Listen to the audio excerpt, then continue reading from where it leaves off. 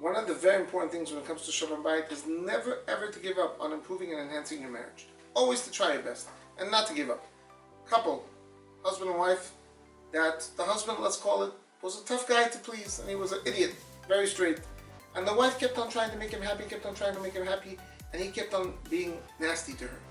And one day she decided, you know what, I'm going to take this next month and do whatever I could to treat him like a king, to make him always feel happy.